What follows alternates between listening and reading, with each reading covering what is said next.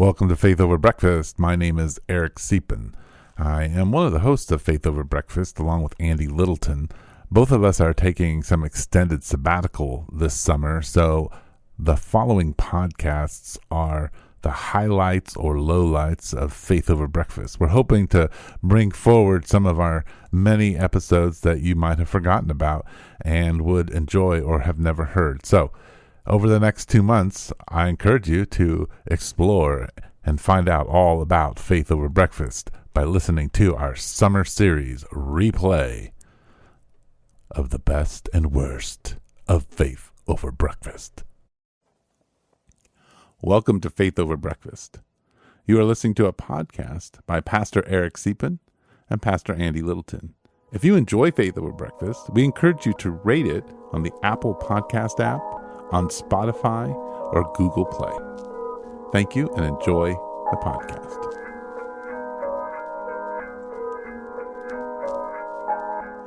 Oh, well, welcome to Faith Over Breakfast. My name is Eric Siepen. I'm pastor of the Village Church, and across from me is Andy Littleton, and he is pastor of Mission Church. We pastor with a lot of other pastors, so just to make clear, we're not claiming to be the only ones. No. But that's... We actually did 2 podcasts in a row, maybe even 3. So that's pretty great for me, as those of you who got to hear our conversations. Which I have heard a couple people say, that was so great, and I'm still baffled by it. But yeah. Hey, cool. Glad you like to hear us work it out. Argue. They like to hear they like to know that people have relationships that is forced to be worked out. Anyway, we just talked about how we got into ministry, a little bit of a call, maybe miserable days. Yeah, for my son. Yeah, and your daughter, as their computers malfunction. Technology, man. So enjoy. Thanks for spending time with us. Thank you. Check. Oh, hey, what's up? Hey, Andy, good to see you. Thank you. Came rushing over here. Yeah, I am not Russian, but you're not Russian. The Russians in the news, they withdrew from somewhere. Yeah. That was good. Yeah, I think so. I don't know. Yeah, I can't say I understand. I have a great grasp on world politics and exactly if that means. I mean, yeah, me neither. Yeah. And, how are you doing? Did you have something you want to talk about? No? Just welcome to Faith Over Breakfast, and here we are. Yeah. Waiting for the waitress to come and get your coffee order. Yeah. And, I'll just say, so here's I had a hectic day yesterday. You had a hectic day? Hectic. What was hectic about it? Well, the day.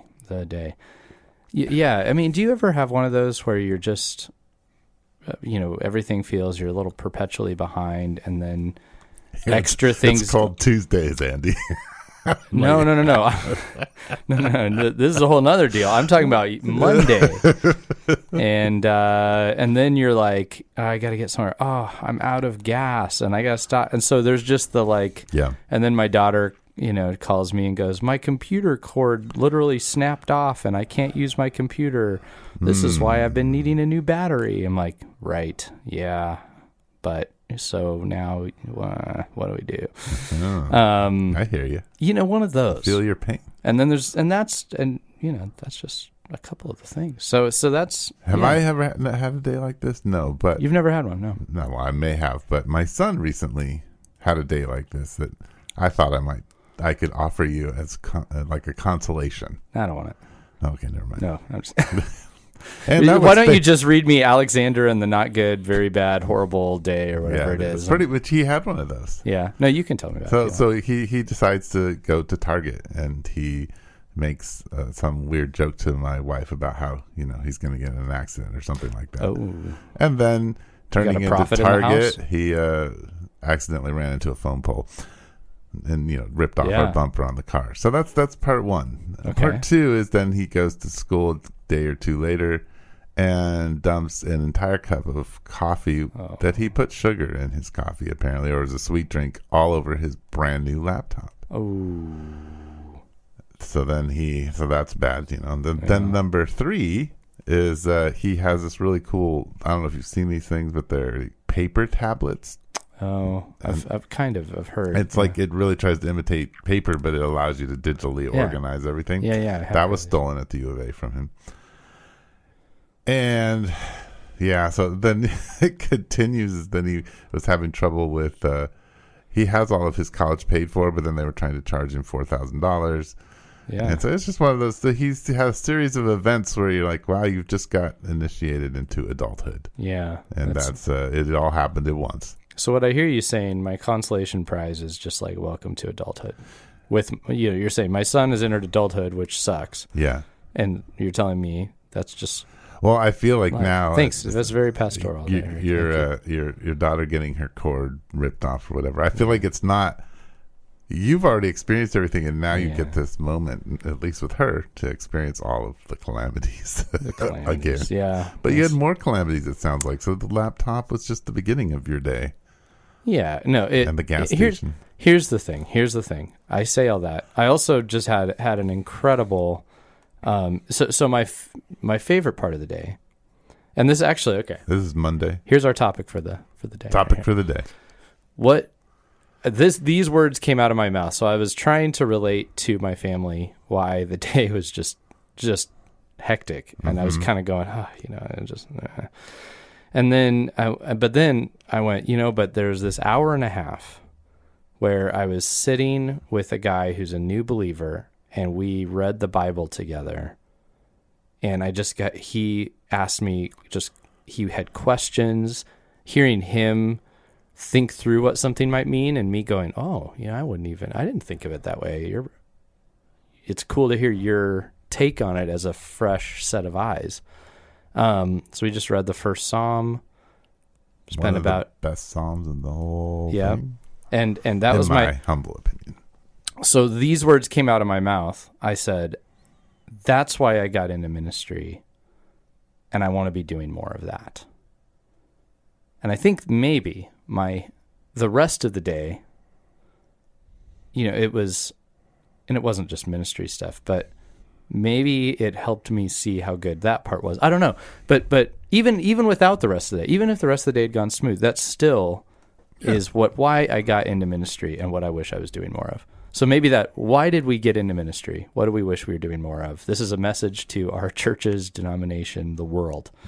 Here's why we did this. Here's what we want to do more of. Eric. Well, I mean, I'm going to maybe take us down a different road. No. This is a good road. It's parallel to your road. Parallel. Why did I get married? Right? Okay. I was deeply, deeply infatuated, sexually attracted, all these wonderful, lovely things to my wife, and I just wanted to spend the rest of my life with her. It turns out, the longer I spend with her, like I got to really hard to get that special times with her, because there's all of these other things. Like we produced 2 image bearers that seem to require a lot of work. And they get their stuff stolen, and they run into poles. And then, you get sick. And there's all these factors that I guarantee you I did not really contemplate. No, of course not. At 23 or 18 when I fell in love with my wife. And I feel the same way about being a pastor. Yeah. For sure. I was infatuated with the moments of conversion. I was infatuated with the long conversations with people about really meaningful and deep things. And I get all of that, but there's a lot of things. Like today, before you got here, I was doing an analysis to try to break down how many, where the children are in age groups and structures in our church. Is this okay? Ooh. Eric just started writing a Word document, whether he wanted to or not. I think we're good. There we go. Yeah, we're fine. So I'm just doing some analysis. Do I like analysis? Yes, not as much as it's a thing I got to do. Yeah, and look, I get that. I understand what you're saying. Though. Yeah, I do, and I do. I see all of that. There are necessary things that come along with any passion of our. Some of it's just maybe the fall to some degree, and some of it is just good things take work and maintenance and various thoughtfulness, and it's not all just the. I don't know. There's peaks and valleys, right? Yeah. You've got to accept them all. And I see that. Yeah. Well, and I'm not trying to get you there. I think I got into ministry for many of the same reasons you did. I think when it comes to careers and life in your work, you do have to enjoy 30% of it. Like 30% of your job better be like a real sweet spot or something you can enjoy a lot. Yeah, so let's get at that, because I assume for others, for you and I, we have to fight for that 30%. And I think what I was thinking about, as I think about this week, more early into it, as we record these on Tuesdays early, I hope there's 30% of that, but I'm not positive as I look at it. There are parts that fit into that. When I do the infused gathering that we do, I very much feel like, yes, like this is, I'm like, this is why I'm here. This is doing this kind of stuff. That conversation, new believer reading the Bible, like I want more of that. But I suspect the percentage is often lower than 30%. And that maybe is what I'm grappling with. Yeah. Can I give you a little bit of old person advice? Absolutely. I mean, in the sense that I understand where you're at and the sense of ministry, because you're at a place in your life where you see the significant impact you can have, and that you're in the middle of building something both at your church and in your business, and then also in the wider like Christian community that has impact, but it also is in a process. Yeah. And so there is an excitement about the potential and maybe a little bit of burden to building the foundations for those things to happen. Right. And so I think, yes, it's difficult to find sometimes the thing that you really love and enjoy.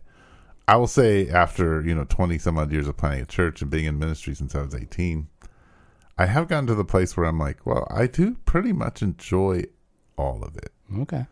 But I have to reset a lot. Mm-hmm. So there has to be a reset, or I do get overwhelmed and I start thinking, why am I doing this? And so I take a lot of, like, this coming year will be an interesting sabbatical year for me. Okay. So, and that is resetting. Right. And doing the thing, like saying, okay, I need to actually focus on the thing I really, really enjoy, or the things that I really need to get better at. And I'm going to have to allow some of the things that, I'm good at, but maybe are distracting me, to go to the side, or allow other people to pick those up so that I can do those things. Yeah. And I flourish in my job when I'm able to be creative, when there's enough time for me to have creative outlet within my church in what I'm doing, both ministry wise. And so, I think I think part of it is the analysis. If the sitting with new believers and is the thing that you really want to be in ministry about, then maybe you got to think about how do I create space for that. Yeah. And well, I mean, I agree. And it's funny, I was just thinking, I was just doing little like things on my fingers, because we have sabbaticals built into our game plan. I was like, wait, when's mine? It's coming up. So I was just kind of counting the years since my last one. Those are longer, versus like when we can take breaks, but those are longer sabbaticals. So for you though, I'm curious for you. What about you? What are the things, like, if you could list out a few that you go, this is why, even if you were misguided? Yeah. Well, when I first started, I think for me, the thing I really loved was creating spaces where people could worship. Okay. That were different. And so I really enjoyed that. So when I was able to do that, and people would come in and they would experience God in a new way, or they would say like, oh, this is what I've been looking for all my life. I'm like, yeah, this is what I'm doing, why I'm doing this.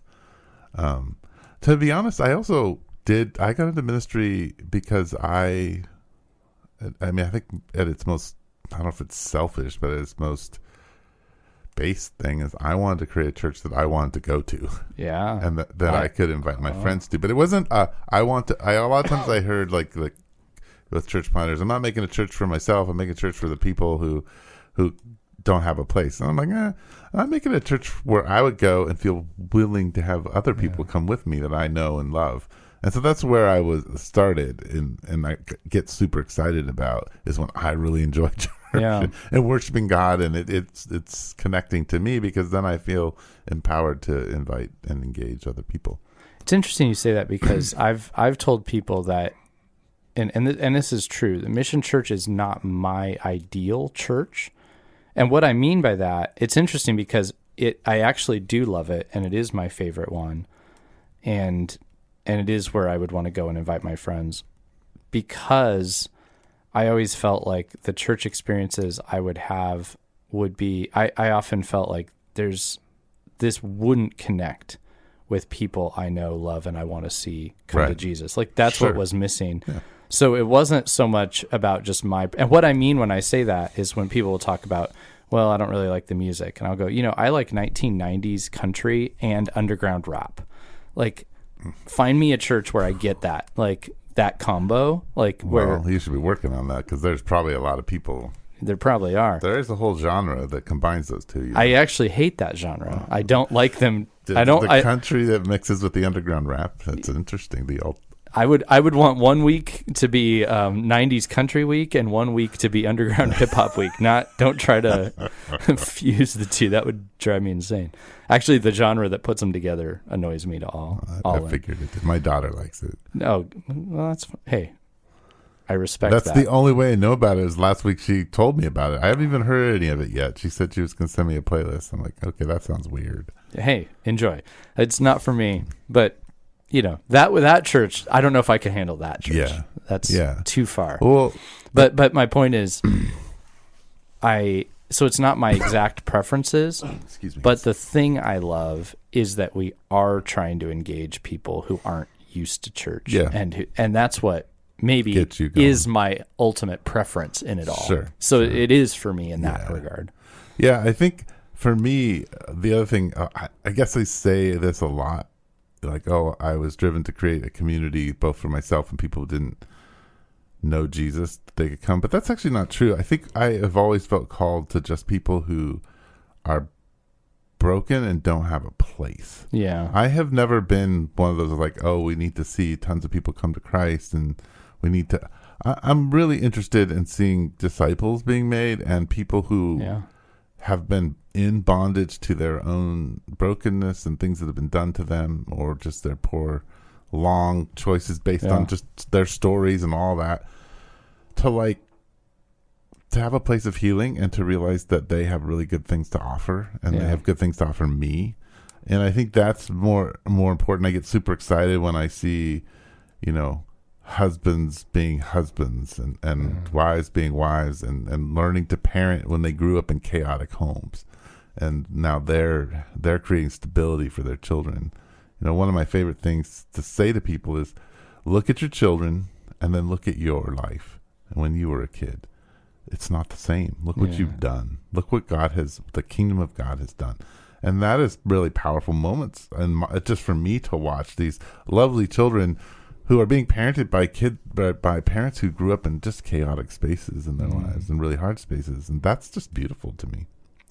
Yeah, and I would assume from knowing you that like some of the work of your parents and just some of the stories you would hear around that sort of stuff might have instilled some of this in you. But what you tell me though, what is there like a key, like a moment or something where you would say that's why that's so deeply ingrained in me? Or? I think from very little, and some of this is more in my memory because my mother would tell stories about it, but I think from very little I was deeply concerned about the person who was not doing well. So when I was fifth grade, and this isn't a big deal, but when I was in when I was 5, kindergarten, the first time I played soccer, I was the best kid on the field for kindergarten. But one of the things that was so distressing to the coaches, and I don't know how it should be because I've watched 5-year-olds run around on a soccer team. It's chaos, and there's no but I scored a lot of the goals, so I was kind of a little bit better. But anytime a kid would fall down, and if I had the soccer ball, I would just kick it and walk over and pick them up. Like I had no like killer instinct. I was more concerned with the opposing team being okay. And I think it's just part of my nature. Like I don't like to see people in pain, and I want to be part of whatever it takes to help them. Yeah. And I think that's always been in my nature. Yeah. No, I can see that. So that's cool. That's probably why I'm here doing this with you on this podcast. Yeah. Yeah. For me, it's interesting. That's a part of my nature that, like, we should probably, co-pastor or something, because I need that in my life.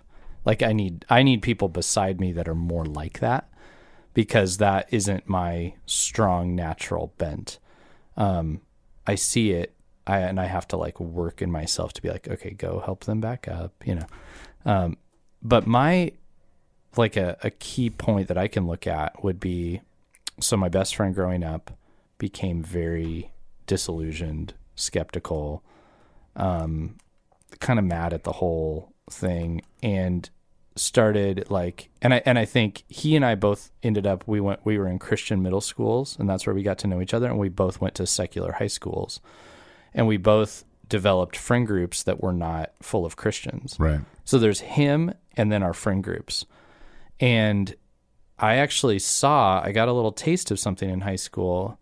And that was that in my friend group in high school, there was a guy who had a pretty dramatic, life-changing experience and became a Christian. And I was the Christian, and we were in the same group, and his story kind of enlightened something in me to where I kind of came back around, and we saw a movement. We saw people in our high school come to Christ and consider Jesus who we wouldn't have ever expected in our friend group. There actually seemed like something pretty profound happened in this period of time. And some of those people still would be in the faith, and some may not be. But I still consider that time they were thinking about it. They probably still are. Then in my friend's life, he kind of went down the skeptical path, but he and I had some pretty deep interactions around that. And he re-engaged with faith and actually ended up becoming a pretty, I would say he was influential in the lives of unbelievers himself because of his own journey. And there was a conversation I had with him that was kind of one of those pivotal moments. And it was actually kind of an argument, where we were able to, I mean, he was kind of belittling me and faith, and I kind of responded and was like, who do you think you are, man? Like, and it was just an interesting thing that ended up with him actually going like, dude, I know I need to figure this out. I'm just mad, Yeah. So I think I look back on that time, kind of early high school friend group. Yeah. I think I started a church for them, really. Sure. Right? Like that seems like there was something then building in me over the years. It was like, I want to be back in those circles with people in that situation who don't know Christ or are grappling with it. And I want to be a part of that process. So, yeah. Yeah, it's cool. And here we are. I think there's a certain element of tenacity that brings us to the place, of being willing to get up and have those crazy Mondays and then move on to the next day. That's true. I think that God has gifted us with. I think you have to, if you're going to plant a church, you have to just be able to put one foot in front of the other, right? Face the storm, know that Jesus is in the boat, and do it again. Do it again. Man, I think, and you have to hang on to the stories, like you're saying, like those stories of the early times when God moved when you were young. Yeah. I was thinking, I too, created that kind of church for the kids that I hung out with. Yeah. This morning I was talking to Susan, and I said, it's really interesting. I have in some ways been part of it and created a church that is for my two friends, my two best friends, who didn't like each other and couldn't really get along. And so we never hung out together. Yeah. And now I create a community where they both come to and they struggle to get along with each other because they're so very different. Yeah. They have things in common. They were both bright. They both liked, board games, which is what I kind of was my hobby even then. So, but we never played board games together ever. They were my best friends. I hung out with them all the time, just not together. Man. But it's interesting. Yeah, you're influenced by what God does in your life as a teenager, and it shapes you. I think maybe your call springs up out of your teenage life. I wonder how often that's the case. Yeah. Yeah, that would be interesting to hear. Hear stories that way. Well. Yeah, there you go. There you go, man. Thank you for Faith Over Breakfast podcast. Hey, you got it. Yeah, I love it. Thanks for being here. You've been listening to Faith Over Breakfast with Pastor Eric Siepen and Pastor Andy Littleton. Please share us on Instagram, Twitter, and Facebook. Thank you.